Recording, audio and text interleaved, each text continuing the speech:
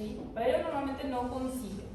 Entonces, en este caso, por ejemplo, aparte de eso, una causa bastante común, ¿saben lo que es el desacondicionamiento? Normalmente se conoce también como el mal de las alturas. Ay, nunca vieron esos de Super Everest, se murieron allá arriba. Así se van con su valor de oxígeno. ¿Por qué te creen que hacen eso? La presión atmosférica que hay acá no es la misma presión atmosférica que hay allá. ¿Sí? Evidentemente el nivel de PO2 no es lo mismo. ¿Sí? Si acá tenemos una PO2 que evidentemente es más de 100, la PO2 arriba va a ser mucho menor. Si ustedes se van en Perú, por ejemplo, van a ver que anda a caminar con un peruano que vive allá en la montaña. Vamos a caminar allá en la esquina nomás. Él va a llegar en 5 minutos y va a llegar en 45 minutos. La misma distancia. Vos estás desacondicionado. Los jugadores que se van a jugar en Bolivia, ¿por qué se van antes para adaptarse? Porque son presiones atmosféricas distintas, nivel de oxígeno menores que se viven allá. Ellos están acostumbrados, nosotros no. ¿Sí? ¿Qué pasa? Estos cambios súbitos. De repente yo estoy acá y te vas en 1 hora allá arriba. Te va a costar respirar. Va a aumentar tu frecuencia respiratoria. ¿Sí? ¿Por qué? Para adaptarte a esas modificaciones, principalmente en el nivel de PO2. Entonces, vas a tener mucha dificultad respiratoria. ¿Sí? Por el desacondicionamiento que tenés en ese momento. ¿Sí? Ahora, tener en cuenta también cuáles pueden ser las causas de la disnea en base a las zonas que estamos hablando. ¿Qué dice acá? ¿Puedes leer, Esteban, por favor? La disnea es consecuencia de desviaciones de la función normal en el sistema cardiopulmonar. Las alteraciones en el sistema respiratorio pueden considerarse en el contexto de los controles, estímulo de la respiración, bomba ventilatoria, huesos y músculos de la pared torácica, vías aéreas y pleuras, y el intercambio de gases, alveolos, vasos pulmonares y el parénquima pulmonar circunvecino. Bueno, ¿qué dice esto? Así en grandes resumen, ¿verdad? Paciente con disnea. El problema puede ser en el pulmón, en la bomba ventilatoria, por decirlo así, o a veces puede ser en el centro respiratorio, como dijimos, causas metabólicos que van en todo lo que estimula el centro respiratorio, el paciente va a tener disnea. A veces el problema va a ser en la caja torácica, ¿sí? Imagínate un paciente con cifoescoliosis importante, viven con una disminución de la expansión del pulmón, ellos viven con nivel bajo de oxígeno, ¿sí? Porque no se expande lo suficiente el pulmón, hacen hipertensión pulmonar, súper común, ¿sí? Ahora, eso, todo lo que comprometa mi intercambio de gases va a producir disnea, ¿sí? Y también todo lo que afecta mi parénquima pulmonar, una neumonía, por ejemplo, ¿verdad? Todo donde esté comprometido la infección y neumonía, toda esa zona no va a haber intercambio de CO2. Por ende, el paciente va a tener disnea, ¿sí?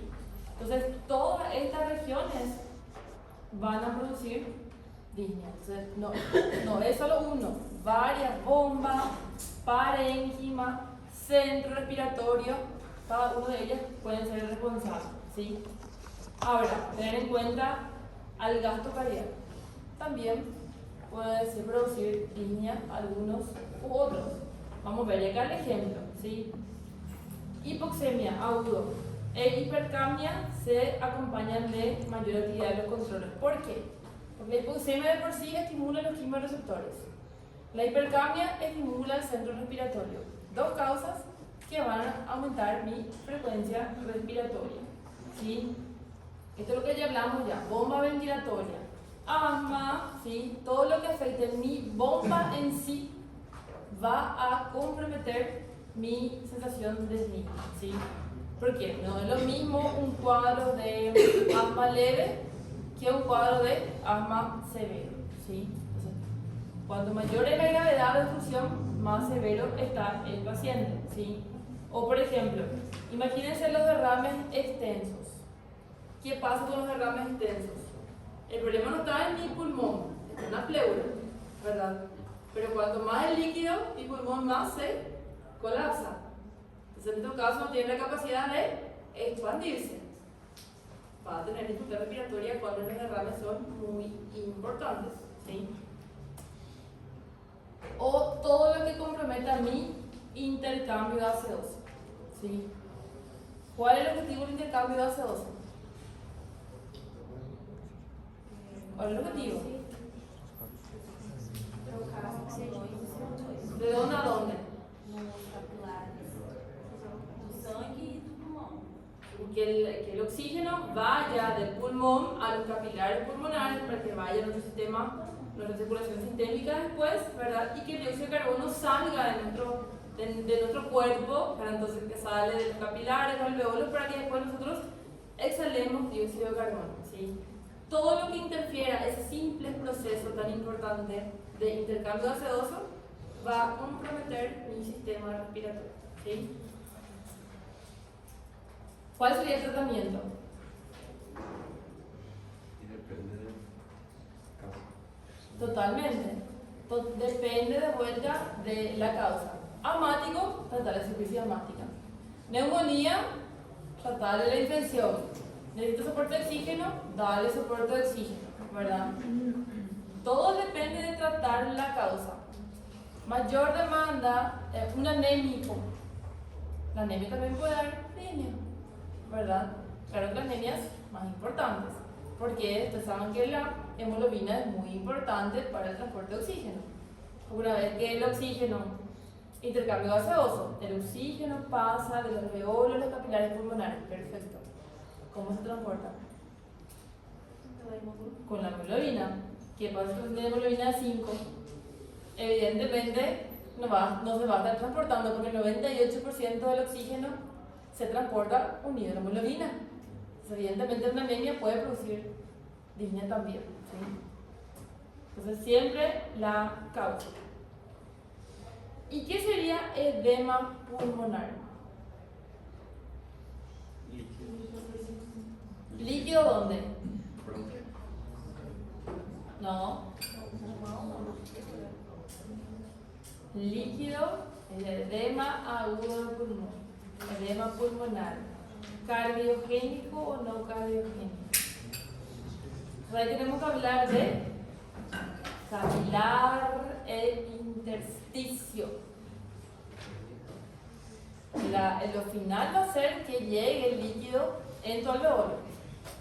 Eso va a ser, en este caso va a ocurrir. Pero ¿qué se altera para que llegue líquido en los alveolos? Ahí tienen que entender este gráfico. ¿Se recuerdan? Acá está, mira. Mi alveolo, mi intersticio y acá está mi capilar pulmonar. Intercambio gaseoso acá está ocurriendo, ¿verdad? Y acá está mi linfático que siempre va a querer evitar el exceso de líquido para que no se acumule líquido en mi intersticio. Porque si se acumula mucho líquido en mi intersticio, va a entrar al alveolo, ¿verdad? A ver, ¿quién quiere leer? María Julia. ¿Cuál María Julia? ¿Cuál se llama María Julia? ¿Se levanta con su mano?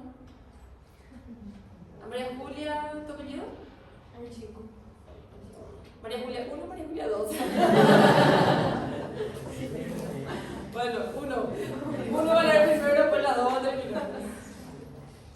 Mecanismo de acumulación de líquido. La extensión en la cual se acumula el líquido y el intersticio del pulmón depende del equilibrio de las fuerzas hidrostática y oncótica dentro de los capilares pulmonares y en tejido circunvecino. La presión hidrostática favorece el movimiento del líquido desde los capilares al interior del intersticio. La presión oncótica determinada por la concentración de proteína en la sangre favorece el movimiento del líquido al interior de los vasos. Vamos a hacer un resumen para que ustedes entiendan realmente lo más importante.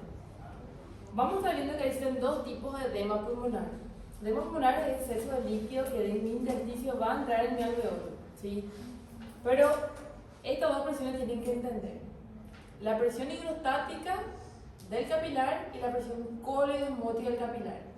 Si por algún motivo se alteran esas presiones, va a producir o edema pulmonar cardiogénico o edema pulmonar no cardiogénico, ¿sí? Pero para eso ustedes tienen que recordarse cuál era la función de estas presiones, ¿sí? ¿Qué dice acá? Lo que leyó la compañera. La presión hidrostática de mi capilar favorece el movimiento del líquido desde mi capilar hacia mi intersticio.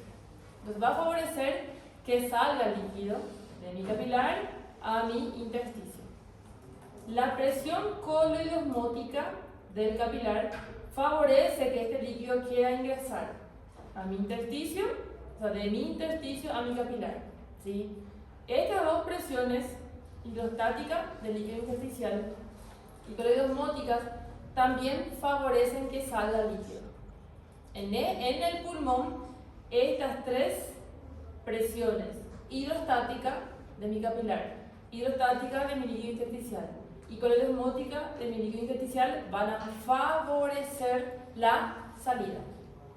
La única fuerza que se va a oponer que no salga el líquido a mi intersticio, al contrario, que entre el líquido de mi intersticio a mi capilar, es la coleidosmótica del capilar, ¿sí? Esta es la única presión que va a favorecer la entrada, ¿sí? Pero normalmente, fíjense que mi presión de salida es mayor, positivo.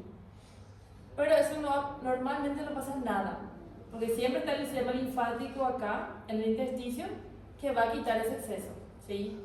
Bueno, ahora, en resumen, si ya dijimos que esta fuerza favorece la salida y esta fuerza coleidosmótica se opone, ¿qué relación tiene con lo que estamos hablando? Acá. ¿Cuál es la diferencia entre un edema pulmonar cardiogénico y un edema pulmonar no cardiogénico? El fallo en el bombeo hace que la sangre retroceda a la circulación pulmonar. Cuando la presión hidrostática del capilar pulmonar supera la presión coleidosmótica del capilar, el líquido es impulsado fuera de los capilares pulmonares hacia el intersticio. ¿Por qué? Porque esta presión aumenta mucho, si de por sí su objetivo ya era favorecer la salida, si aumenta mucho mi presión hidrostática de mi capilar, será mucho mayor mi salida. Y eso es lo que pasa con los edemas pulmonares cardiogénicos, que se ven en las famosas crisis hipertensivas, que son presiones muy elevadas, que evidentemente también va a aumentar la presión capilar. Entonces eso aumenta la presión capilar y esto va a favorecer que salga, ¿sí? Pero existe un factor de seguridad, que normalmente es de 21 milímetros de mercurio, ¿sí? Que no es que va a aumentar a 10 y ya va a haber, no es que va a aumentar a 12 mi presión hidrostática de mi capilar y ya va a haber edema agudo pulmonar. No, tiene que superar mi coleidosmótica. Por eso es la diferencia de factor de seguridad es 21 milímetros de mercurio. La diferencia de 7 con los 28. ¿Qué pasa a 29 por ejemplo? Cuando supera mi presión coleidosmótica, ahí va a ocurrir el edema pulmonar cardiogénico. Y acá está lo que dice justamente. Entonces, cuando supera, va a hacer que la sangre pase y va a pasar de dónde a dónde. Acá, de mi capilar a mi intersticio y del intersticio va a ingresar al alveolo. ¿Y cómo va a estar? Acá, miren, lleno de líquido este alveolo. Realmente tenía que estar seco, pero en este caso está lleno de líquido. ¿Por qué? ¿Quién fue el responsable? El aumento de mi presión hidrostática del capilar, ¿sí? Entonces, ¿qué sería entonces un edema pulmonar no cardiogénico? Mi presión hidrostática va a estar normal en el no cardiogénico.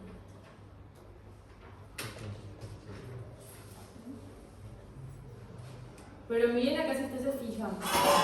Acá está mi capilar. Miren cómo hay roturas en la pared de mi capilar. ¿Y qué pasa cuando hay esta rotura de la pared capilar? Se empieza a perder proteína. Entonces la proteína también empieza a salir de mi capilar. ¿Qué va a pasar con mi presión coleosmótica del capilar? Va a disminuir. ¿Y cuál era la importancia de la presión coleosmótica del capilar? Era la única presión que favorecía la entrada de líquido en mi intersticio capilar. Si yo pierdo, si disminuye mi presión coleosmótica, evidentemente vamos a tener la única fuerza que se oponía a la salida era la presión coleosmótica. Vamos a tener mucha salida de líquidos, pero ahí miren, salen proteínas, salen otros factores que llenan de líquido este alveolo. Pero se dan cuenta que es un líquido más espeso, que tiene factores inflamatorios, ¿por qué? Por la rotura de esta barrera endotelial. Por eso dice, en el no cariogénico, milostática normal, el líquido se desplaza con la proteína conforme cambia la fuerza oncótica de ese capilar.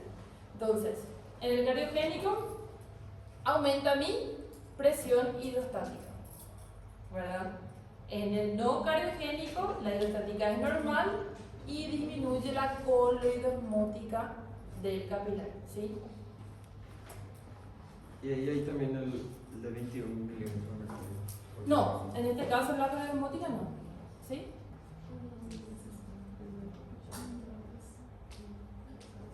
¿Por qué?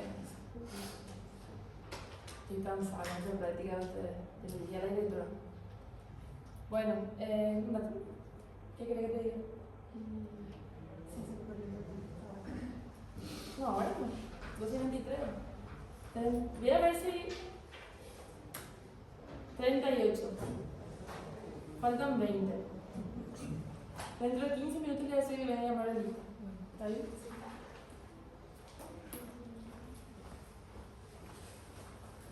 Bueno, la albúmina, la principal proteína plasmática, puede estar baja en pacientes con condiciones como cirrosis y síndrome nefrótico. Aunque la hipoalbuminemia favorece el movimiento del líquido al interior de los tejidos, cualquiera que sea la presión hidrostática determinada en el capilar, en general, esto no es suficiente por sí mismo para producir edema intersticial. En un individuo saludable, las urinas apretadas del endotelio capilar son impermeables a la proteína. Y los linfáticos en el tejido transportan las pequeñas cantidades de proteína que pueden ocurrir hacia afuera. ¿Qué quiere decir eso? A veces que no va a ser la presión en sí, por ejemplo, que disminuya el nivel de proteínas en sangre que ya va a producir eso. Realmente va a producir edema muy importante, edema extracelular. Pero el pulmón no es que va a producir edema agudo de pulmón, ¿sí? Pero todo lo que produzca una rotura de la barrera endotelial, que haga que empiece a haber pérdidas de proteínas, que empiece a rebasar proteínas al intersticio, sí. Por eso te van a ver un paciente con infección muy importante, una pancreatitis, puede producir edema pulmonar no cardiogénico. Pero eso no es porque tiene un problema de pulmón, es porque esa infección va a producir una rotura en las barreras endoteliales. Y esa rotura en las barreras endoteliales va a producir esa extravasación del plasma y por ende disminución de la presión coleosmótica. El famoso mal en las alturas, esa gente que realmente sube en las montañas y mueren, eso es porque también tuvieron roturas en esas barreras endoteliales. Entonces, hicieron edemas pulmonares no cardiogénicos. Ustedes van a ver que los edemas pulmonares no cardiogénicos son mucho más graves que los cardiogénicos. Porque los cardiogénicos, obviamente, le da un diurético, le baja su presión, disminuye la presión hidrostática y ya se resuelve. Sin embargo, en los no cardiogénicos hay lesiones endoteliales y eso no hay cómo revertir tan fácilmente. ¿Sí? Entonces, esa es la diferencia. Bueno, ahí está como un resumen. Ya les dije todo, pero para que vayan leyendo. Richard, ¿puedes leer, por favor? Pulmonar cardiogénico. Las anormalidades cardíacas que conducen a incremento en la previsión venosa pulmonar cambian el equilibrio de fuerzas entre los capilares y el intersticio. La presión hidrostática se incrementa y el líquido sale de los capilares con mayor tasa, con el edema resultante en el intersticio y, en casos más graves, edema alveolar. El desarrollo de derrames pleurales pueden comprometer además la función del sistema respiratorio y contribuir al malestar durante la respiración. Algunos signos tempranos de edema pulmonar incluyen disnea de ejercicio y ortopnea. ¿Qué quiere decir eso? Si yo te digo, ya sabemos la alteración principal en la fisiopatología, para diferenciar entre un edema pulmonar cardiogénico y no cardiogénico. Ahora si yo te digo a vos, vamos a pedirle una radiografía de tórax, ¿verdad? ¿Quién vos crees que va a tener más características radiológicas? ¿Un edema pulmonar cardiogénico o un no cardiogénico? Creo que No cardiogénico. el cardiogénico porque tiene más líquido. Muy bien. El cardiogénico. Lea un poco ahí. Lo que vas a leer todos son características del cardiogénico. Lea un poco. La radiografía de tórax muestra engrosamiento peribronquial, marcas vasculares prominentes en zonas altas del pulmón y líneas B de Kerley. Conforme el edema pulmonar empeora, los alvéolos se llenan con líquido y la radiografía de tórax muestra llenado alveolar en placas, típicamente en una distribución peribiliar, la cual progresa entonces a infiltrado alveolar difuso. El incremento del edema en las vías respiratorias se acompaña con roncos y sibilancias. Que se conoce como el famoso asma cardíaco. Sí.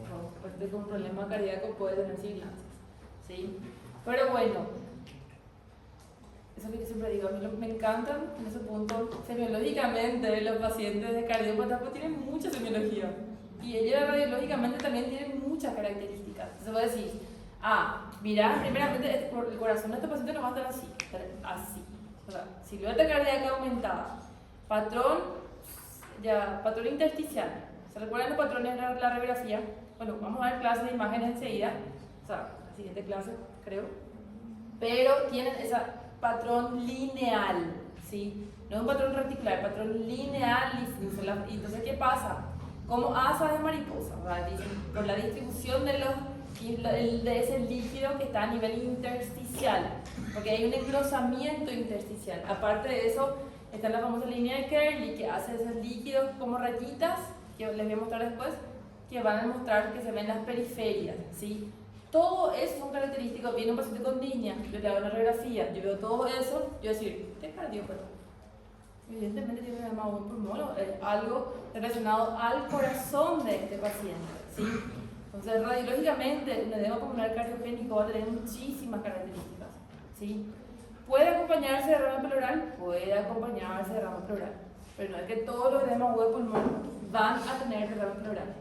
O sea, muchos van a tener todas estas características sin tener derrame pleural, ¿sí? Y en el no cardiogénico, leo por Richard ahora. Por definición, las presiones hidrostáticas son normales en pacientes con edema pulmonar no cardiogénico. El agua dentro del pulmón aumenta debido al deterioro de revestimiento de los capilares pulmonares con escurrimiento de proteínas y otras macromoléculas al interior del tejido. El líquido sigue a la proteína conforme la fuerza oncótica cambia de los vasos al tejido pulmonar circunvencino. Este proceso se acompaña con disfunción del surfactante de revestimiento de los alvéolos, incrementando las fuerzas superficiales y la tendencia de los alvéolos a colapsarse y a un menor volumen pulmonar. Entonces, nada más lo que dijimos, en este caso ya sabes que va a haber colapsación de proteínas, va a empezar a haber fuga de proteínas, va a disminuir tu presión periosmótica, va a llenarse de un líquido más lechoso, ¿verdad? Porque el líquido, proteínas, todo que están ahí en los alvéolos. Pero, radiológicamente, ¿ustedes creen que se va a ver algo? La silueta cardíaca va a estar normal en esos casos. Puede haber unos infiltrados intersticiales difusos, pero nunca van a tener las mismas características radiológicas que tiene un pulmonar cardiogénico, ¿sí?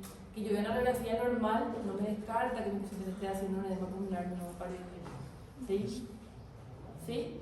Ele é pior, só que parece que tem menos características na... Radiológica sí, no va a tener tanto como los cardíacos. Y miren todo lo que puede producir un edema pulmonar no cardiogénico. Ahí está.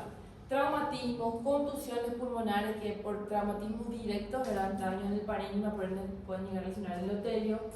Aspiración de sustancias, en este caso tóxicas, ¿verdad? Algunos venenos, pueden producir roturas endoteliales también. Neumonías también pueden producir edema pulmonar cardiogénico por la infección que puede producir la rotura de esta barrera endotelial, ¿sí?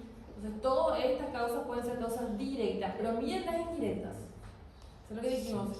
Sepsis, pancreatitis, es algo súper común, esta causa de infección que pueden producir todos ellos, traumatismos no torácicos, evidentemente, reacciones de transfusiones de sangre que van a producir esas reacciones y ese daño también. Ellos van a producir sí o sí, o sea, generalmente, no siempre, ¿verdad? Pero es algo bastante severo, ¿sí? Pacientes muy graves, pacientes muy estresados, ¿sí? Y acá está, otra causa, edema pulmonar en las grandes altitudes o el edema por reexpansión pulmonar. Entonces ustedes van a ver cuando el paciente tiene un derrame pleural, por ejemplo, muy importante, grandes cantidades, no se recomienda quitarle todo ese líquido. Entonces siempre lo ideal así es, por ejemplo, si es para tubo, le coloca el tubo, quita 200, se pinza, ¿verdad? Entonces se ataja un poco. Después se le vuelve a soltar y así, lentamente, porque como le pongo ahí, de repente, quite todo y tu pulmón hace esto, se expande, puede hacer un edema pulmonar por reexpansión, ¿sí? Entonces es otra cosa también a tener en cuenta. Pero en un neumotórax No, el neumotórax no hay otro. No hay otro. No hay de otro. Pero normalmente puede producir también. O sea, es un factor que siempre tiene que tener en cuenta, ¿sí? Justamente por esa reexpansión que también pueden hacer. Y ahí está de vuelta, ¿qué grado es el neumotórax? Porque a ver que los neumotórax tienen grado 1, grado 2, grado 3. Grado 1 no pasa nada, 2 tampoco, pero lo que hacen la cuña, que se ve solo el pulmón totalmente colapsado, ese sí puede hacer también edema por reexpansión. Bueno, y ahí está, a ver, Esteban, ¿puedo leer por favor? Diferenciación entre edema pulmonar cardiogénico y edema pulmonar no cardiogénico. Es indispensable la historia para evaluar la probabilidad de enfermedad cardíaca subyacente y también identificar una de las condiciones relacionadas con el edema pulmonar no cardiogénico. Y ahí está otra cosa. No es solo la radiografía que nos va a mostrar muchas diferencias. Mira la semiología, las diferencias semiológicas entre un edema pulmonar cardiogénico y no cardiogénico. ¿Qué dice? Leemos la primera parte. En el edema pulmonar cardiogénico, el examen físico es notable por la evidencia de una presión intracardíaca aumentada, galope S3, pulso venoso lugar elevado y edema periférico. ¿Sabes lo que es el famoso ritmo galope, verdad? Los ruidos agregados.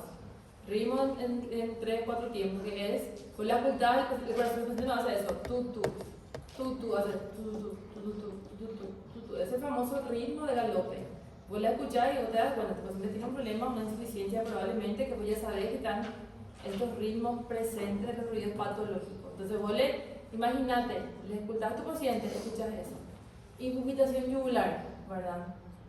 Le escuchás, crepitantes. Tienen muchas características semiológicas de vuelta un paciente con edema agudo de pulmón, ¿sí? Mucho. Tanto al mirar, en línea, en imitación, a la ocultación, tiene muchas características. Y el edema pulmonar no cardiogénico, ¿qué dice? Está dominado por datos de la condición desencadenante. Los datos pulmonares pueden ser relativamente normales en la primera etapa. Y ahí tiene que ver el contexto de tu paciente, ¿verdad? Pero semiológicamente tampoco no va a tener tantas características. Y ahí, la radiografía, a ver, leyó Richard, ¿puedes continuar leyendo radiografía? En el edema pulmonar cardiógeno, la radiografía de tórax suele mostrar una silueta cardíaca hipertrofiada, distribución vascular, engrosamiento intersticial e infiltrados alveolares periliares. Son comunes los derrames pleurales. ¿Y el no cariogénico? El edema pulmonar no cardiogénico, el tamaño del corazón es normal, los infiltrados alveolares se distribuyen de manera más uniforme a través de todo el pulmón y los derrames pleurales son poco comunes. Es más, son unos infiltrados difusos cuando están presentes, pero no es tan característico como los cariogénicos. Bueno, ya vamos a ir terminando. ¿Por qué dice integración del patrón clínico presente y los estudios diagnósticos? Dijimos acá, miren, en la radiografía estuvimos hablando de la importancia de una radiografía para que podamos distinguir frente a un cariogénico y no cariogénico. Patricia, lee por favor. Pacientes com sintomas respiratórios, pero uma radiografia normal de tórax, a menudo sofrem enfermidades que afetam as vias respiratórias, como asma ou enfermidade pulmonar obstrutiva crônica. Sin embargo, este último diagnóstico também comumente se relaciona com anormalidades radiográficas, como aplanamento do diafragma, incremento em aire da cavidade retroesternal e atenuação das marcas vasculares. Outros transtornos do sistema respiratório para os quais a radiografia de tórax é normal incluem transtornos da bomba respiratória, da parede torácica ou o aparato neuromuscular que controla a parede torácica ou a circulação pulmonar e, em ocasiões, enfermedades intersticiais pulmonares. Los métodos diagnósticos son muy importantes en esto porque de acuerdo a lo que nosotros encontramos, por ejemplo, en una EPOC con disnea, yo no voy a encontrar aumento de la frecuencia cardíaca, no voy a encontrar redistribución vascular, pero voy a encontrar pulmón más insuflado, aplanamiento diafragmático, aumento de los espacios intercostales, y voy a encontrar otras características radiológicas, ¿sí? Entonces es muy importante para esos puntos, ¿sí? Aparte de eso dijimos pruebas funcionales. Pruebas funcionales son muy importantes para ayudarme para establecer mi diagnóstico, ¿sí? Y lo que dijimos, espirometrías, pruebas de variación de flujo respiratorio, pruebas de broncoprovocación, son todas pruebas funcionales, ¿sí? Ahora, aparte de eso, están las radiografías. Yo sospecho de un derrame, por ejemplo. Yo tengo otro estudio, por ejemplo, la ecografía pleural, que es muy importante, porque ahí también yo voy a poder cuantificar cuánto de líquido exactamente tiene esa pleura y aparte de eso ver si es un líquido libre o si ya es un líquido complicado, ¿sí? Porque antes de eso se puede, eso también es muy importante. La radiografía yo voy a pedir y yo voy a ver algo blanco, para que pueda saber exactamente cuánto hay ahí y si es un líquido libre o no. La ecografía pleural es mucho más específica, ¿sí? Y ahí está. Y la tomografía. Evidentemente es un patrón muy importante, pero normalmente hay que tratar de tener los famosos steps, ¿verdad? Radiografías, tomografías y ahí seguir, ¿verdad? Viendo un paciente con crisis asmática, yo le voy a decir que vas a hacer tu tomografía y vamos a mirar tu pulmón. Radiografía para mí te va a ser más que suficiente en esos casos, ¿sí? Entonces saber qué pedir y en qué momento pedir, ¿sí? ¿Qué dice la radiografía de tórax? Stephanie, ¿puedes leer por favor? Ah, no. A ver, ¿quién es otro voluntario? La radiografia de tórax é uma prova básica para estudo de los pacientes com patologias torácicas. É fundamental para estabelecer um diagnóstico para o segmento dos distintos processos, assim como prova inicial antes de indicar outras técnicas mais caras e complexas, como são a tomografia computadorizada, a ecografia e a ressonância, entre outras. A exploração rutinária da radiografia de tórax inclui duas projeções, póstero, anterior e lateral esquerda, em bipedestação, em la projeção póstero anterior em 43% da área pulmonar e 26% do volume se ocultam por las distintas estruturas superpostas. De ello, a importância de completar o estudo com a radiografia lateral e evitar, dessa forma, possíveis errores diagnósticos. Vos le vas a pedir radiografía a tu paciente, que es lo más accesible, y uno de los primeros métodos sociales que ya te van a servir en un gran porcentaje, que no vas a necesitar repetir, o sea, pedir tomografía. Pero cuando vos pedís la radiografía, vos tenés que saber mirar en primer lugar y saber qué estructuras anatómicas vos estás mirando, ¿sí? Y qué estructuras vos no vas a ver. O sea, por eso así se piden, ¿verdad? De acuerdo al contexto, radiografía postero anterior, antero posterior, lateral izquierda, lateral derecha. Vos pedís lo que vos querés, ¿verdad? Entonces, siempre se pide paciente postero anterior, de pie, postero anterior. Antero posterior normalmente es cuando el paciente está encamado, no se puede levantar y se le hace ahí en la cama. Tienes que tener en cuenta que suele pedir una antero posterior, vos a veces la silueta cardíaca puede estar un poco aumentada por la forma de la irradiación, ¿sí? Entonces, las laterales son muy importantes y nos ayudan mucho, principalmente con la sospecha de derrame.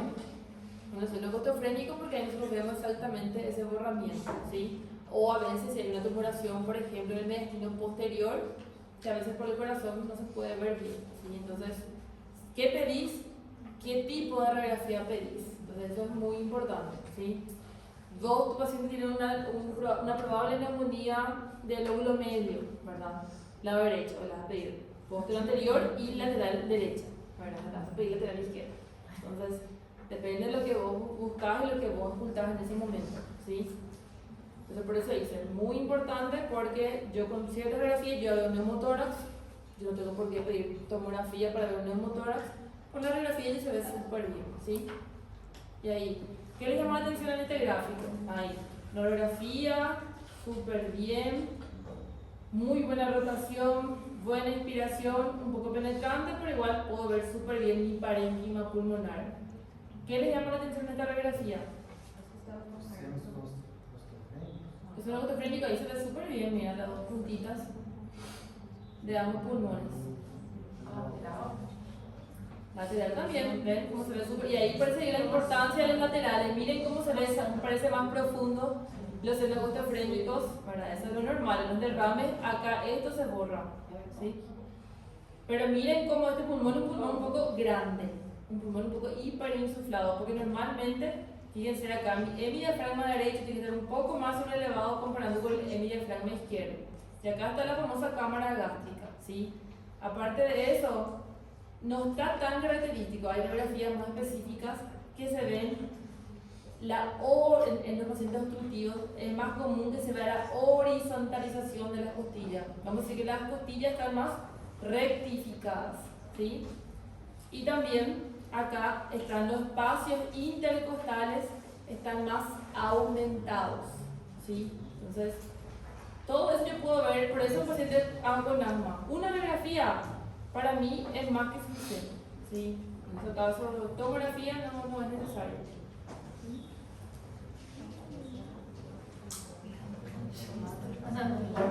Les quiero ver a ellos en el estudio.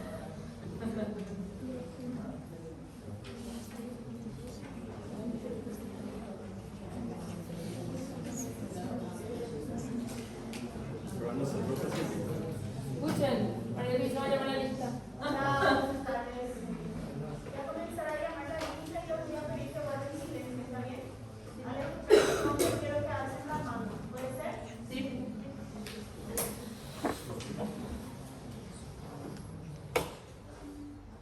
Alana Thaís, Alfredo Adán, Alina Cristina, Presente. Alison Herminio, Andresa Masucci, Ana Flavia, Arthur Oliver, Presente. Bárbara Fernanda, Presente. Bárbara Cawani, Presente. Beatriz Ferro, Presente. Bianca Conta, Brenda Camili, Caio Vinicius, Carolina Troy, Celeste Noemí, Daniel Piovesan, Daniel Suárez, Daniela Ramírez, Dani César, Presente. Elisei Rodríguez, Eduardo Marcomín, Eduardo Andrés,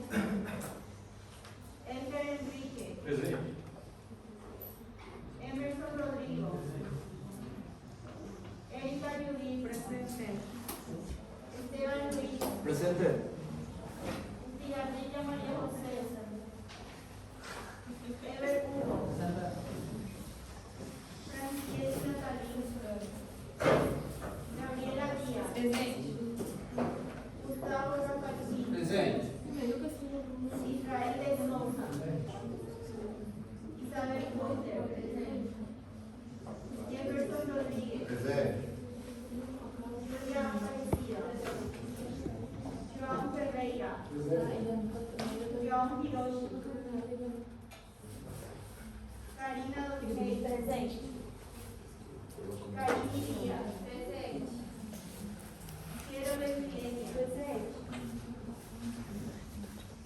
Kevin Adriano. Presente. Lara Cristina. Presente. Larissa Gabriel. Presente. Leandro Ribeiro. Juana Beatriz. Presente.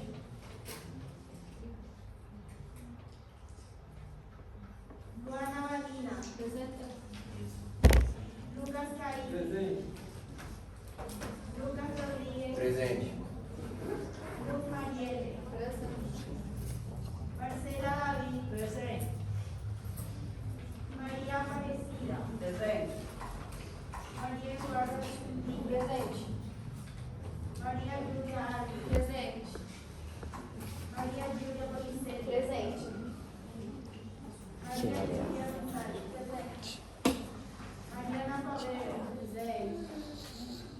Mariana Simón. Presente. Mateo Acosta. Mariana Campos. Presente. Maísa Isani. Presente. Michele Aire. Presente. Michele Quasmi. Presente. Israel Sánchez. Presente. Milagro Soledad. Milena Dos Santos. Presente. Milene Álvarez.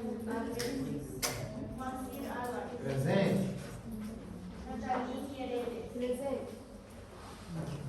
Natalie Gabriela. Presente. Nicolás Pienso. Presente. Patricia Costa. Presente. Patricia Satenzo. Presente. Pedro Antonio. Pietro Abreu. Priscila Monchini. Rafaela Fernández. Rayane Gómez. Fernando Antonio. Richard Rian. Presente. Robert Alexis. Presente. Sabrina Santos. Samira Rodríguez. Stephanie Núñez. Presente. Samiri Catalla. Vinicius López. Presente. Todos fueron llamados. Sí. Tu nombre sigue sin aparecer en la lista. ¿Alguien más? La carpeta está acá. ¿Puedo pedirle tu carpeta? Gracias.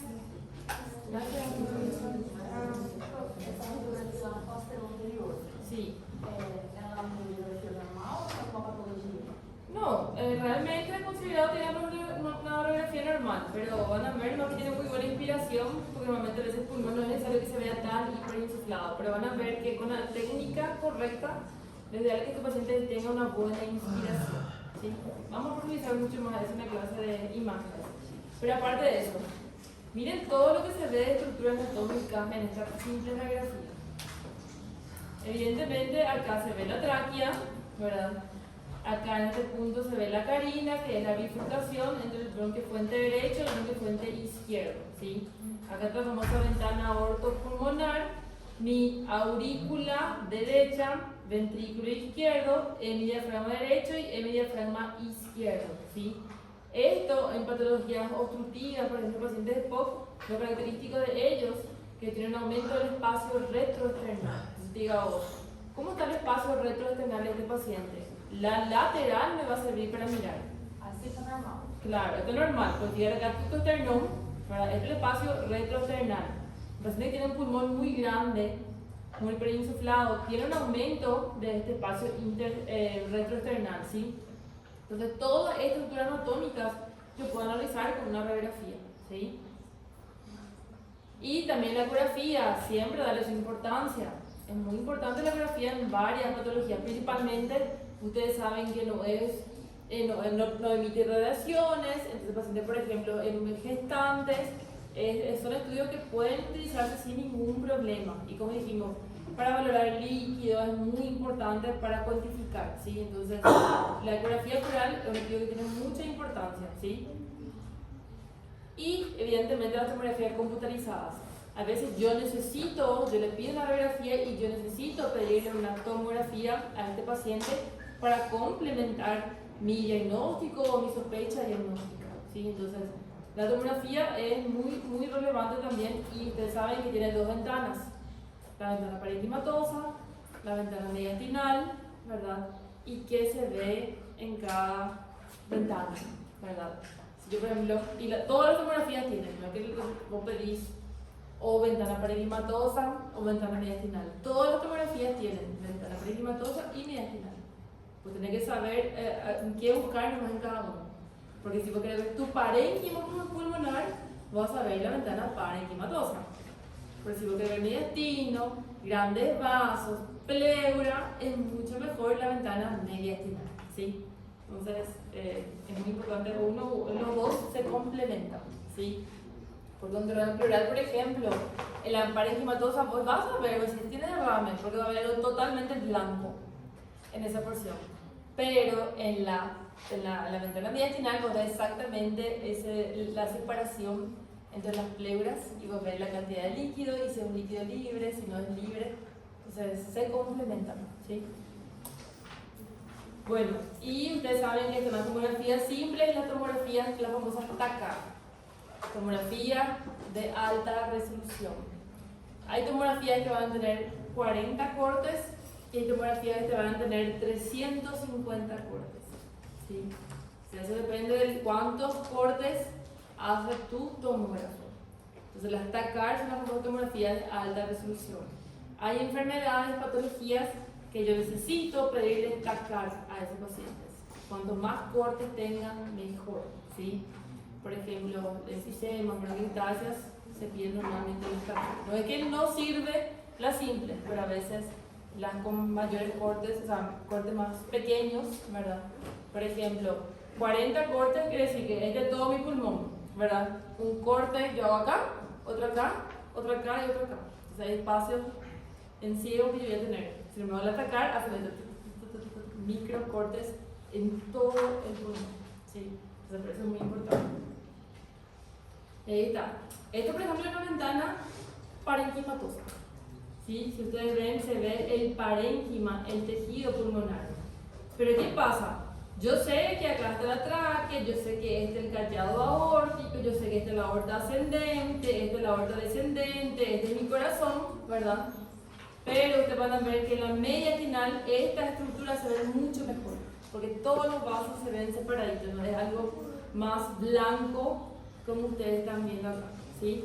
Lo que a mí me sirve principalmente en la tomografía parenquimatosa, porque yo pueda examinar exactamente esto, ver cómo está mi parénquima pulmonar, ¿sí? Porque en la mediastinal yo voy a ver, cuando ustedes ven el parénquima, este tejido acá, en la mediastinal se ve totalmente negro, totalmente negro.